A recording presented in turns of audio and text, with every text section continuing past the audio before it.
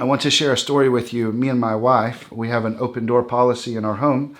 As we were living in Iraq, we had some people inside of Iran have to flee because their pastor that we have been ministering with got put in prison. And so we moved this lady and another lady into our home. And one of their daughters was a prostitute. So we led her daughter to Jesus. And then after we led her daughter to Jesus, we moved her into our house as well. At this point, we had 3 Iranian women living with us. And we realized that up the street from us, literally 5 minutes from us, was an apartment complex where Iranian women were being brought across the border and prostituting themselves to survive.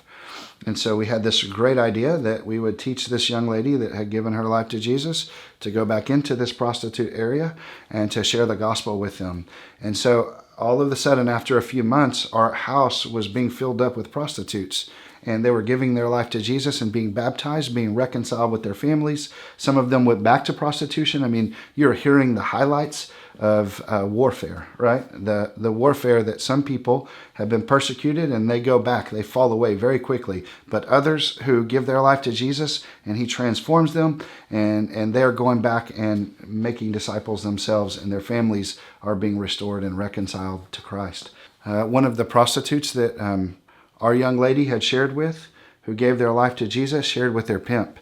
And their pimp, the next thing you know, are sitting in our house church. And we lead her to Christ, and she takes baptism. And she's also homosexual. And she also hated the Iranian regime and put herself on blast, talking negatively online about the Iranian regime.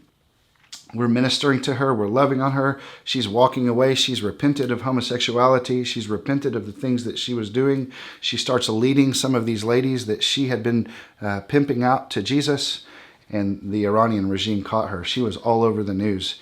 She was on Fox News, and they executed her.